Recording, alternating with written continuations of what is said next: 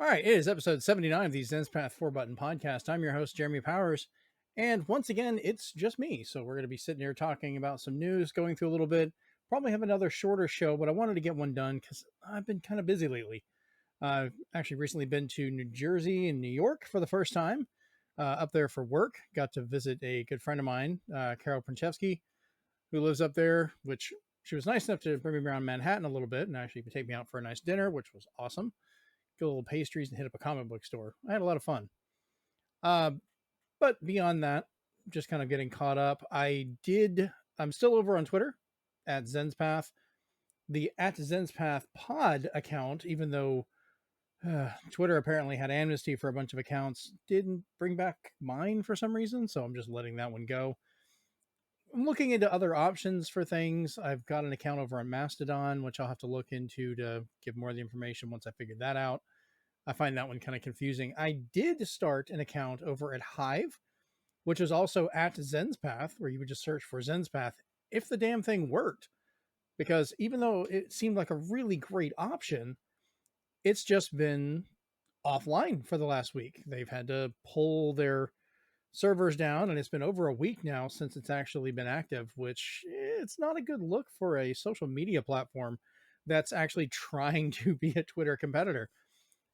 I actually liked it. It was a kind of an interesting in between of Instagram and Twitter, and I thought it had potential. A lot of the people from the gaming world were kind of going over there, and I was talking to some people, but hopefully they get their stuff together and get the servers back up, because I've been looking at the same, whatever they refer to it, I keep want to calling it a tweet, for the last week because I can't get anything else to load. So I don't know, but other than that kind of quick update, we'll move on and see what's in the news.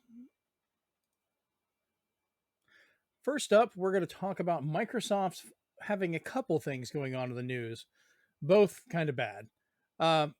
They did announce recently that the first party games, that's like Forza, Gears of War, Halo, things like that, directly from Microsoft, will be matching the $70 price tag that PlayStation has been doing this generation for the last 2 years with the PlayStation 5. So that's going to start in 2023. And there's been a huge debate on this back and forth. Like, if you look at it from a financial point of inflation, yeah, we used to pay more on the older, we paid less on the older games, but in today's money, it would actually be a higher amount. So 70 is still not balancing it out, but that price drop was originally because of discs, and we're still using versions of discs, but now, because that price drop was because we weren't using cartridges anymore. But even then, now actually making the games has become so complicated and so expensive that it kind of, skews that whole thing and throws it out there. So, like I said, Steven Totilo pointed it out best over on Twitter. He said, back in 2005, I wrote about game prices rising to $60. $60 in 2005 equals $92 now. $70 now equals $46 in 2005. It still doesn't make it any easier. This is going to kind of slow down my getting of new games a little bit, because that extra $10 adds up quick. I mean, it's not uncommon for me to get 6-7 games in a couple of months. That's a whole extra game I'm pretty much cutting out of that just to match the price, and I would need more each time to get it. So I'm going to be more likely to look for sales and things like that, and less likely to order like collector's editions and initial release for games. I'm going to be a little pickier about it. Now, this is going to push a lot of people over to Game Pass, because that's still an option you can have where you pay the monthly amount and you have all these games you can play, which will include all of the first party titles, which will be day and date release with Microsoft. So if they'd hurry up and do the family plan, I might actually do that. Like, I'm still a collector at heart for a lot of this, which we'll cover in a bit. I have some news and announce for that. But I do this. So, like, both the boys, my sons can use it. I probably put a friend on there or something. If it's like 5 people, we'll see how it goes. But we'll see. So, jumping into the other part for the collecting I was talking about, if you go over to zenspath.com/blog, or just go to the section for the blog, I've revived the blog and started writing articles about collecting, because that's something I'm passionate about. That I can, at any time, you could set me down and I can give you a whole explanation on the different parts of collecting, because it's something I've done my entire life. I know you can see the mess behind me of different things that, you know, I've collected and all that, but I'm writing articles about the types of collectors that, people tend to be, why we collect, what personal collections are truly meant to be. Right now I'm working on a couple articles in regards to collector's editions, when they're worth it, when they're not, good, the bad, things like that. um, and kind of looking into different series and trying to do at least an article every week. I might do a little bit more. I'm going to try and put one out probably tomorrow or the day after with this show if I can too. So we'll have to see. But I'm excited to get back into that. And apparently, the people that have read it have actually enjoyed my writing. So thank you guys for that, for looking into it. And a special shout out and thank you to my friend Brent, Insomniac, who has been helping me to proofread a lot of my articles as well, because it never hurts to have another person. All right. So let's see what else we've got here. All right. So Epic Games has finally unleashed the the Unreal 5, or 5.1 as they call it, edition of Fortnite, which now includes for Xbox Series S, or I'm sorry, Xbox Series X, PlayStation 5, PC that has the equipment, and then some features on Xbox Series S, but it includes things like ray tracing and much, much more detail in the world using the newer features of Unreal Engine 5, like Lumen and Nanite. Lumen being their answer to kind of ray tracing as well, and Nanite being their ability to scale the size of objects and buildings and walls to almost pixel size for actual modeling without taking up the huge amount of storage or power it takes. So you get this jump in complexity without a huge jump in power. And it's working out really well for Fortnite. It's got me back in for this season, which this is chapter 4 of this current season that just started the other day. Um, they're adding the Doom guy and stuff to it as well. So that was another reason to get me into it. I want me some Doom guy. That's great. Which also, I love just the fact that they have his little pop figure. He can pull out, turn the hand, and do the little fist bump like you could in the game for Doom Eternal and Doom 2016. So hats off to that. Which that is the character model, by the way. It's the Doom 2016 version. So this, of course, is not going to be available on like Xbox One, PlayStation 4, computers without the capability of running these things. PC is going to have an easier time, I feel, doing this. Nintendo Switch obviously is definitely not going to have it. So give it a go. I played it.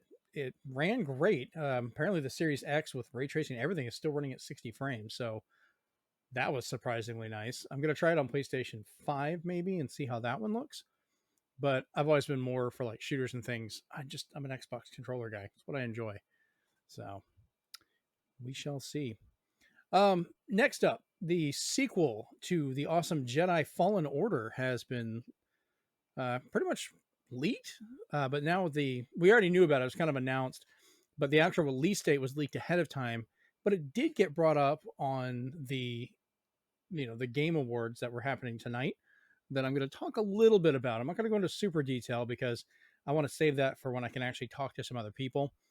But ahead of time, they did leak that it's coming out March 16th, 2023. So we don't have too long to wait for this one. I recommend going back. I'm going to go back and finish the first game again, or at least try and finish it. I played a lot of it, but never finished it. Highly recommend it. It was a lot of fun to play. It's difficult, but they got some really good updates. If you have any of the newer systems, like PS5, Series X, or even Series S, and you had this on a previous generation for Xbox One or PS4, give it a go on the new hardware. They did a lot of updates and new features to it, which really enhanced how it played. It looks phenomenal. Okay, for a change of pace, we're going to now talk about my first attempt at cosplay. I have 2 cosplay projects I'm working on for Dragon Con for 2023, which will be the first time I unveiled working on these things.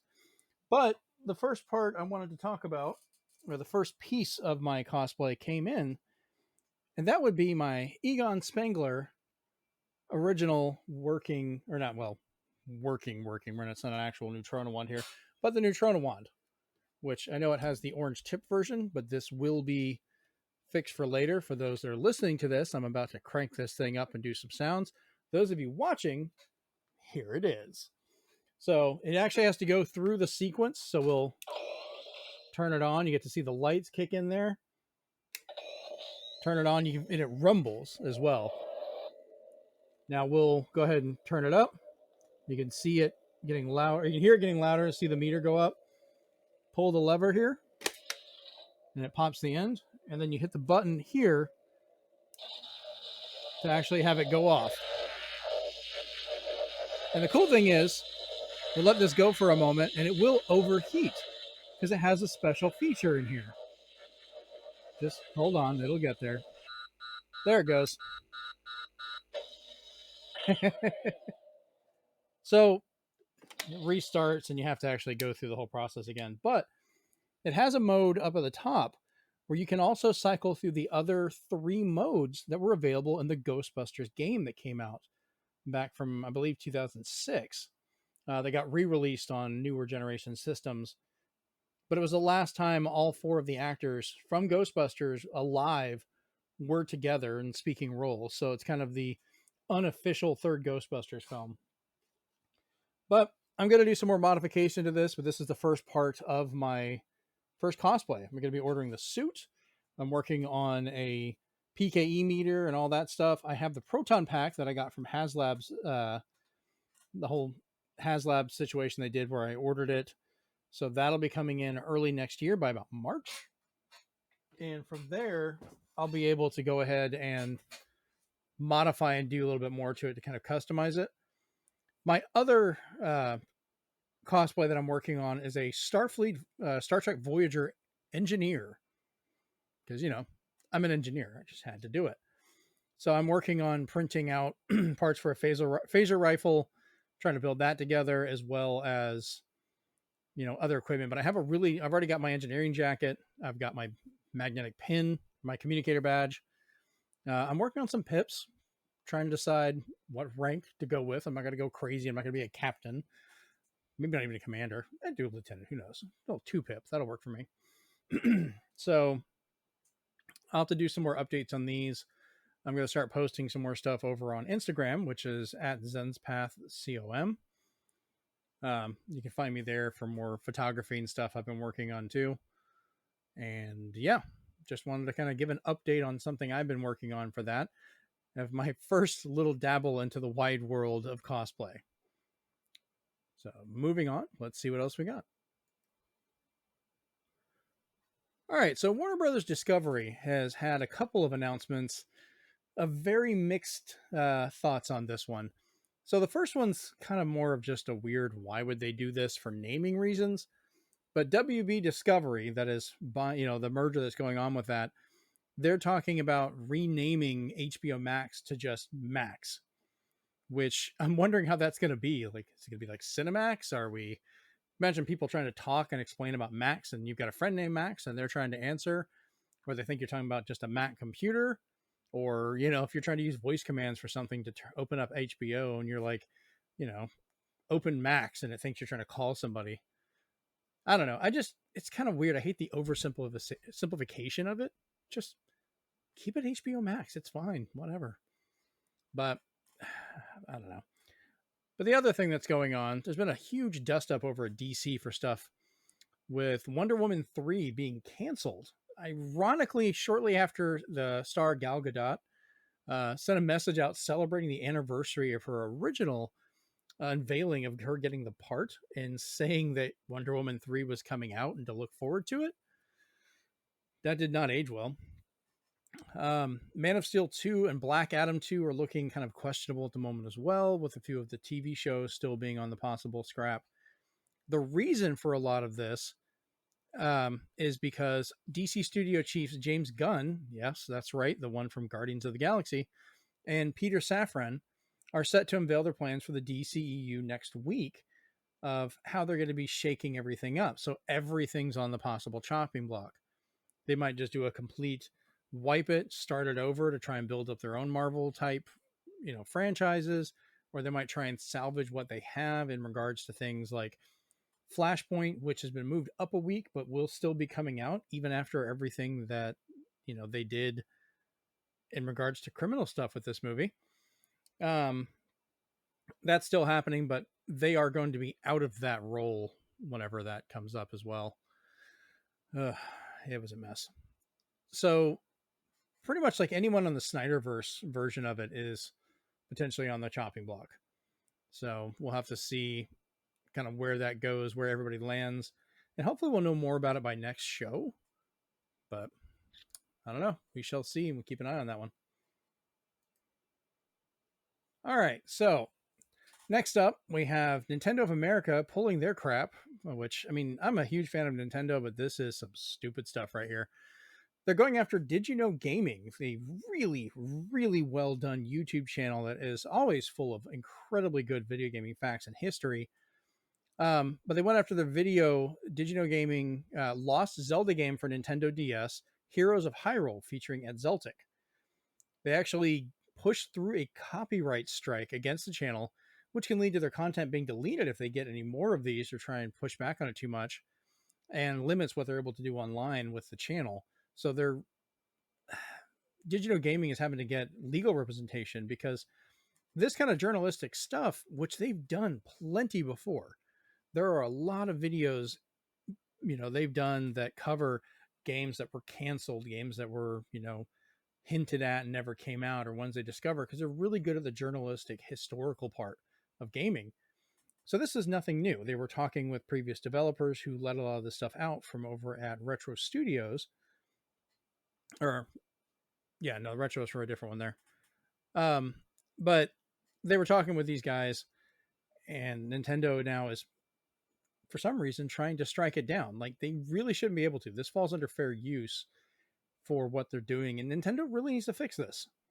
This needs to be something they drop. They need to apologize for it, to be honest with you, because you're playing with people's lives doing this stuff, their livelihood of what they're working on, and they put a lot of time and effort into these, and it makes people hesitant to cover or talk about any of their stuff. Like, am I going to get a strike because I'm talking about this, because I'm bringing it up and mentioning this? Are they going to try and come after me in regards to that?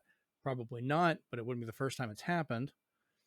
So I don't know, Nintendo, I normally love you, but you really got to get off your crap on this one. This is going way too far. All right, so this next one's kind of a doozy. I've been iffy about talking about this recently because everything's been so fluid and changing in regards to it, but Microsoft has been in the process of trying to purchase and merge with Activision Blizzard King. In regards to makers of Call of Duty, King is one of the major, like, cell phone game makers, which would kind of give them a market into that. Blizzard, does like Overwatch and World of Warcraft, StarCraft, things like that. And they've been working on this $69 billion acquisition deal for a while. They've been fighting with European regulators about it. Sony's been getting a bunch of, backdoor stuff, pushing in, talking to regulators directly, flying people around, trying to stop this for very silly reasons, because Sony is worried that Microsoft will be able to do to them what Sony has been doing to everybody else for the longest time, which is to have exclusivity on certain games, to not have parity on the games, where Microsoft might have a game that runs better on a Series X if it has more power on there or how it's handled, versus what, on a PS5 if it didn't have similar hardware or couldn't run something the same way. They would originally want parity with that, but not the reverse. You can have it better on a PS5 but not on an Xbox. Or they could just have outright exclusivity for some of them, like I said. Not as many they were worried about, but they could do it.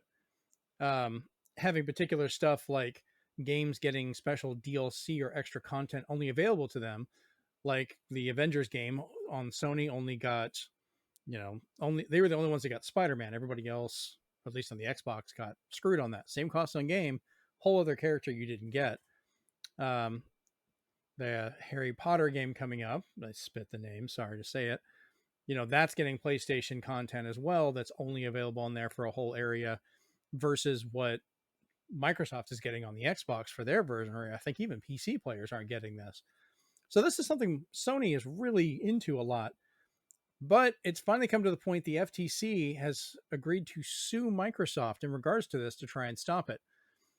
Now, the reasoning behind it's kind of shaky and a little BS. The FTC is saying that Microsoft won't honor their word because Starfield and Redfall are exclusives, even though they stated that new titles will be evaluated on a quote case by case basis back when Microsoft talked to them about it, and that they would be coming to PC and streaming along with Xbox as its console main release. So the FTC is trying to say that Microsoft doing what they originally said they would do, which was they honored all of the uh, contracts and things that they had originally, which is how a couple of the games were released on PS5 and had almost a year or still have not been released over on on Xbox. So we just now recently got a couple of those. So that was in place before the purchase with Bethesda. They honored it and did that. Games like Skyrim's special edition was still released on other systems. The Fallout Online stuff or Fallout 76, that's what it is, Fallout 76. That's still getting content, that's still getting updates. Same thing to do with Minecraft. That's still being supported and put everywhere. They're even doing the Fallout 4 like full update where you're getting ray tracing and you're getting, better textures and better frame rate and all that stuff. And they're not charging for it. They're still doing that for free as a support, even if you have the PlayStation 4 version, you're playing it on PS5. So for them to say that they're not going to do that is kind of weird. And on the flip side for this, Microsoft made a deal or made an offer to Nintendo and to Steam guaranteeing, hey, here's a contract saying we will guarantee you Call of Duty for 10 years on these systems, on whatever your hardware is. Which for Nintendo, they have not had a Call of Duty on it since the Wii U.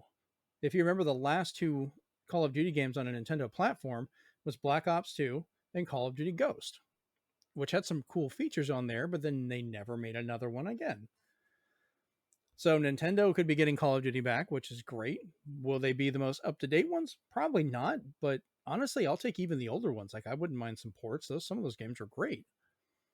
And then PC with Steam, even Gabe Newell said he didn't even have to have the contract. Microsoft is good on their word. They say they're going to do something, they do it, which is nice to hear from them. And there's a bunch of other groups that are kind of backing it up. So I don't know how this whole lawsuit from the FTC is going to fall out. Apparently the merger can still go through, but the government could be suing them to try and either back it off to prevent or look into it more or levy fines or something, but we'll have to see. But it's kind of curious to see Sony kind of worried that they're going to have to be they might get treated how they're treating other people. It sucks for them. So we'll see. All right. And now for the last thing I'm going to talk about tonight. This is going to be about the Game Awards. Now, this is going to be kind of highlights. It's just a few things that caught my attention. This was fresh happening tonight, and I want to be able to get some of this stuff out to actually put a show out this week. But I still want to touch on a few things. We'll go more into depth on it, I think, on the next show. Hopefully I can get someone else on here with me, because I am finding it incredibly difficult to do this show by myself, but we'll talk about that in a bit. So, we'll get to it. Sorry about the chair. All right. So first thing that popped up was a hell of a way to start the show. Dead Cells. It gets a Castlevania. That's just how I'm going to word that. It's called Dead Cells Return to Castlevania. It's a DLC coming out in 2023, which showed Richter, Alucard, Dracula, parts of the castle, a lot of the items, music, weapons. Like, it's just, the trailer alone got my attention. Like, Castlevania looks really good in that Dead Cells animation style they use. So I'm excited for this. I've been playing Dead Cells on Switch. I need to get back into it. It proved really difficult for me, but I enjoyed what I got into. I'm hoping this is not more DLC that, because I keep hitting a wall and I can't get past it, even if I pay for it, I'll never get to it. I don't like DLC like that. Like, if I get it, give me a chance to access it. Don't let me, get stuck behind a wall of just hard that I can't get past, because I suck at some of these. After that, we had Returnal is coming to PC. That was the PlayStation 5 exclusive, which was really fun. Like I had some issues with it originally. It's gotten some updates, which I think added, waypoints and stuff to it, which I need to go back and check out now that they have those. But once I got frustrated with it, I had a hard time going back. But the game looks great. It's got co-op apparently as well now, so that is fun. But that's coming to PC in 2023. So keep an eye out for that for sure. Next thing that grabbed my eye was Hellboy. It just Hellboy Web of Weird, WYRD. This is coming to consoles and apparently the Switch as well next year, I think. But it has a really well done Mike Mignola art style to it. Like it's full 3D. You're running around playing as Hellboy, fighting things and doing stuff. Like I'm not 100% sure on the gameplay, though it did feel like kind of a 3D adventure title, but you're just punching the crap out of this big werewolf they showed. But man, like I'm so glad they're sticking to the art style because Mike Mignola's art is so unique for how he does stuff. I saw a picture he did of Mario standing next to a pipe one time years back that still just absolutely intrigued me because it had that blank eye look that he does. It's weird. There's a new Among Us game mode that's coming out. This is called Hide and Seek, coming out December 9th, so it might already be out by the time you read this. But you know who the creature is this time. There's no trying to hide about it. You are just that creature. And now the others are trying to hide around the map while doing things, trying to sneak around and not get caught as the creature just goes and kills everyone. So it's kind of a flip on who's supposed to be sneaky versus who is just going about their business. But you're not trying to find out, you're not trying to hide who you are. You're just trying to hide yourself. After Us is a intriguing looking game, very trippy looking, kind of a metaphysical look with this. I think it was a woman with glowing white hair in this weird texture suit with a glowing chest design that is kind of walking and flying about different environments. Looks very post-apocalyptic, but you're finding like the big decayed or dissolved bodies of these big animals and things, like a giant wiener dog, which was funny, and whales and so forth, and a giant eagle. And you're healing, looks like you're healing the area, bringing plant life and things back to it, which releases the spirit of that animal to free it to go off. I don't get exactly what's going on, but I'm intrigued. Like I really want to see more about it. So that's definitely on my list now. No word, at least that I could see, on what it's coming to. So I don't know if that's an exclusive or coming just to PC, or it didn't look like a mobile game. So that's at least good. Next up, they finally saw some more of Street Fighter 6. This is coming out in June 2023, and we have the return of DJ. Yeah, we get to see him again. The game looks very over the top, but in a fun way. I'm glad that Capcom is kind of putting the effort in to make this available on all the platforms to begin with, instead of being locked to one environment, or mainly one environment for a lot of stuff. They're already pushing a lot of the DLC, which is kind of disappointing, but I think that's a sad truth of fighting games. It's going to be very hard to get a complete version of it that you can play even years from now. And people do play these. I go back and I'm still playing Street Fighter 2 on a Super Nintendo from, good God, 30 something years ago now. Oh God, I feel old. And Street Fighter 4 was the last really big favorite Street Fighter that did have a version that included all of the content, at least all the characters and main stuff. So I'm hoping eventually Street Fighter 6 gets that. I'm probably going to get it when it comes out because I'm going to play it. I'll get some of the characters. I just, come on, Capcom, give me a complete edition later on. I would even buy 5 now if one of those came out, just to have it as part of the set and see about trying it out more. Next up was very surprising. This was Hades 2. I didn't see a release date for this, but I started playing the original Hades a little while back on the Switch, and that is an addictive game. Like, it's just a lot of fun. You play as a female character this time. I didn't catch her name. Like I said, a lot of this is just a highlight going through really quick. It's hard to make notes while you're doing stuff. But it looks really good. So the next thing that caught my attention that really threw me off is we're already getting a new Bayonetta. Bayonetta Origins coming out March 17th, 2023. This it's Bayonetta Origins, Soretsa, and the something demon. I'm trying to remember the exact name of it here. Bayonetta Origins, Cereza, and the Lost Demon. That's what it was. I had to go back and look at that one real quick. But you're playing as a very young, like before she became Bayonetta, when she was just Cereza. You're going into a forest and you have this demon that you've summoned and found that looks like it's what's doing your combat for you. But it's very colorful and well done. And this is being made by Platinum Games, so they jumped right into it, I think. I'm kind of wondering if they were working on this along with Bayonetta 3, which is why development took a little while. Like maybe they connect to each other somehow. But it's a full price game. It's going to be $60 coming out and March 17th of next year. So I'm expecting hopefully a full game. We'll see. I'm gonna get it. At least I do know it's getting a physical edition, so that's good. Next up, this was kind of sad. We got the first trailer, or the newest trailer for Suicide Squad: Kill the Justice League, which showed Harley Quinn and that group interrogating the Flash after they got in somewhere, and then they have the Batman show up. He takes out a guy. Looks like he may have actually killed somebody. And right before it looks like the character's going to talk, the screen goes black, and you hear Kevin Conroy's voice boom out that I am Batman, I am vengeance, or it's I am the night, I am vengeance, I am Batman. And they pretty much bring up a message like being for Kevin, because this is, we find out, Kevin Conroy's final active role as Batman. So I got a little choked up at that because Kevin Conroy is my Batman, just as Mark Hamill is my Joker. They've always been that for me growing up, watching it over the years.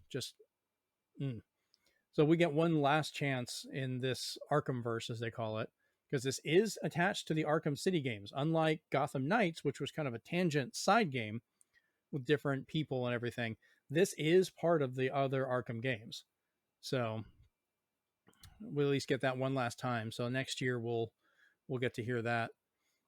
We got to see more, like I said, about Jedi Survivor. That was shown. The date leaked earlier, the March 17th, 2023. But we actually got to see gameplay. We got to see the actor that plays the main role of Cal come out with his lightsaber and stuff and talk about it.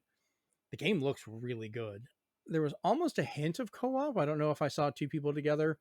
I kind of hope for that. I would love to give that a shot and play a little bit of co-op, but we're holding our breath to see how that goes. I haven't heard anything about it, so it doesn't seem like the type of game, but I'm hoping beyond hope. We got a little bit of stuff from Tekken 8. This is still fairly early. They touched on a few of the story beats, which I'm going to have to look in a little bit more because it went by kind of quick. But I'm liking how it looks. I like Tekken games, so we'll see how that is. Surprising everybody, up next was Armored Core 6, Fires of Rubicon. The trailer for this was stunning. Like, it was just going through the detail, and I'm wondering, like, what big mech game is this? What's going on?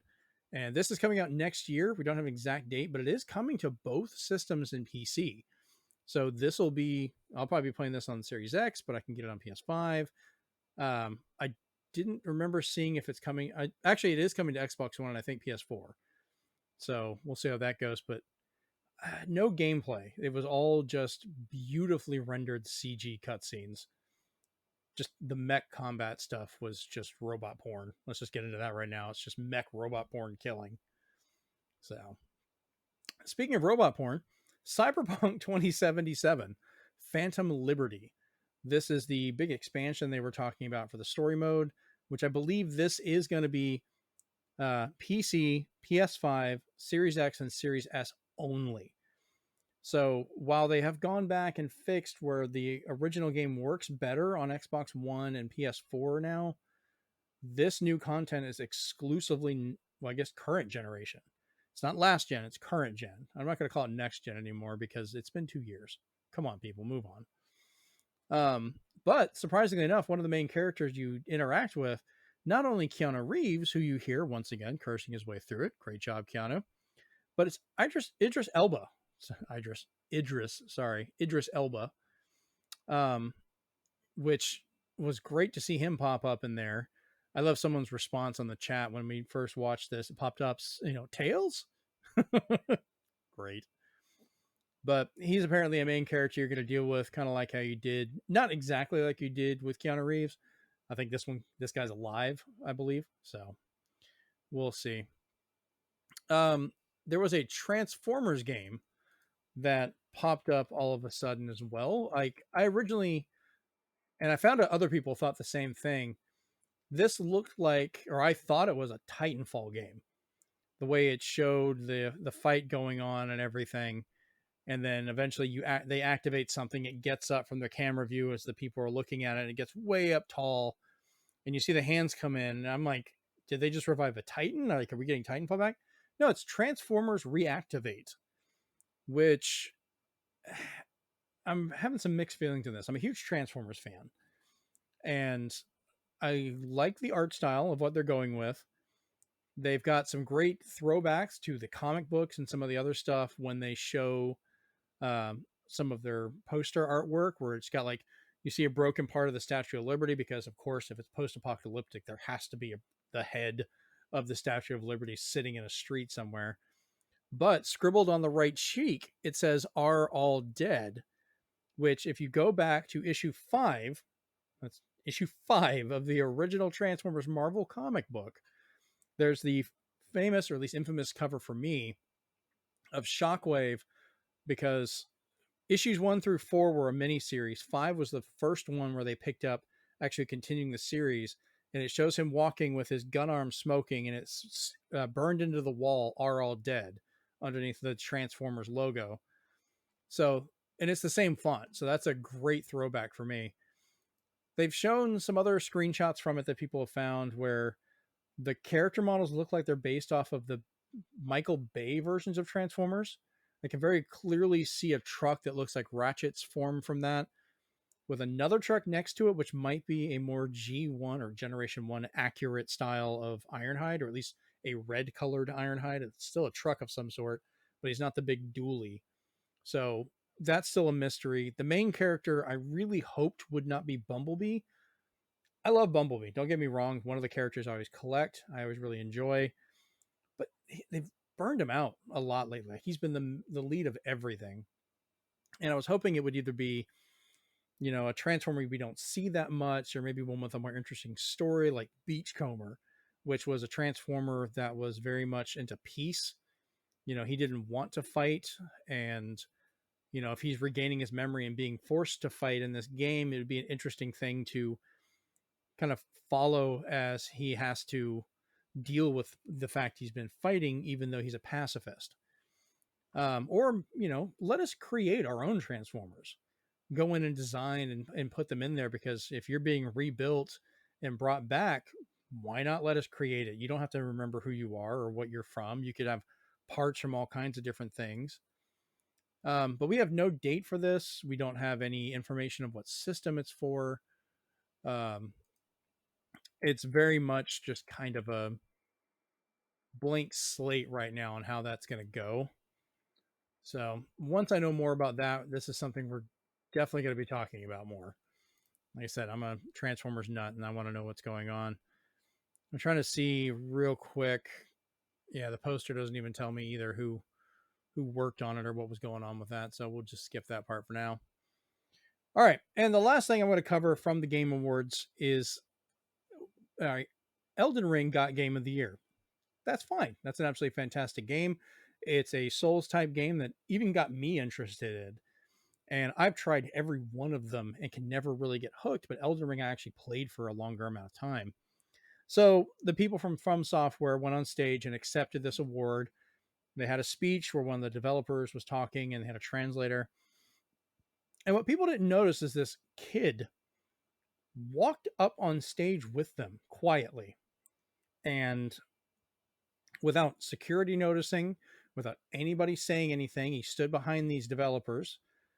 And then after they had their speech and the show was ending, he got in front of them like he was part of the group and started dedicating the award to Bill Clinton and saying a bunch of other stuff before eventually the show stopped and he got pulled off of there when they pulled the camera.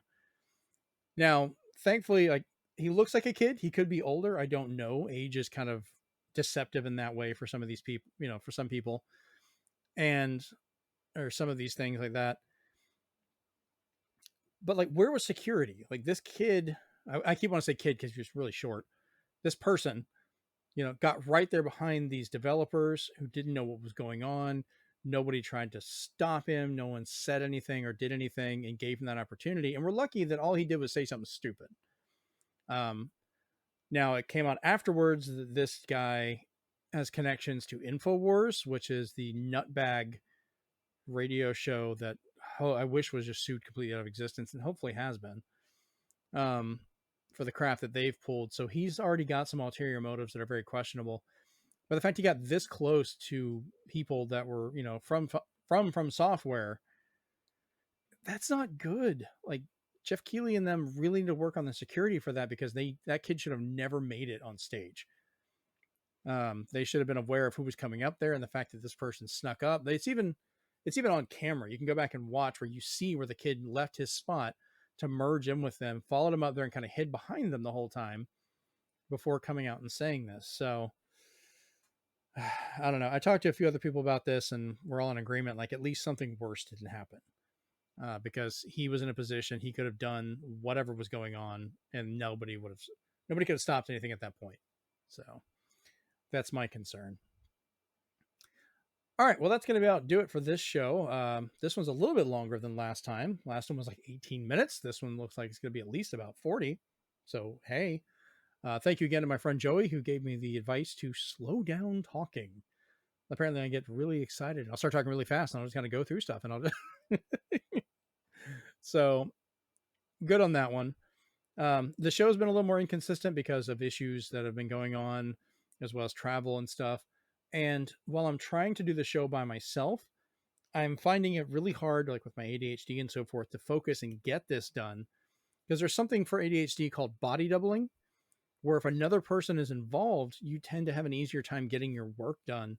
And I'm finding that for podcasting, with at least one other person, not only do I have more conversation back and forth instead of me having to imagine that I'm talking to one of my friends in a camera. Hi, friend. Um, I can actually speak with somebody and have a conversation back and forth, which I'm getting better at. But I'm also realizing that I would use these people as a type of body doubling, where their presence would push me to get things done, to keep to my timetables better, to be more continuous, which I now realize was also a reason I had so much trouble keeping the show going originally, back before we started doing this again, you know, almost 90 episodes ago, back before we even changed it to Four Button Podcast, back when it was just Zenspath Podcast. So bear with me while I try and work on this. The transition from Twitter being an issue, trying to get over on Hive, trying to expand on stuff, but I'm also trying to expand to doing other stuff. Like I said, the articles over at zenspath.com as another output for what I can actually put into. And I'm working more with my photography and stuff as well. Um, I just got my analog pocket dock, which has been really nice. I've been messing with that, but now I can digitally record even clearer and easier Game Boy, Game Boy Color, Game Boy Advance, and then through the analog FPGA system, there's all kinds of consoles and things that can go through it as well, that I can now record much easier and cleaner now than even before. So I'm thinking about trying to bring back and keep going with my moving forward series over at youtube.com/zenspathcom. So we'll see how that goes. But once again, you can find me over on Twitter and Hive if it ever kicks back in again, at Zenspath, Zenspath. You can find me at Instagram as ZenspathCom. And then also, like I said before, youtube.com/ZenspathCom. All right. I've been your host, Jeremy Powers, and this has been episode 79, and we're out. Or I'm out. Peace.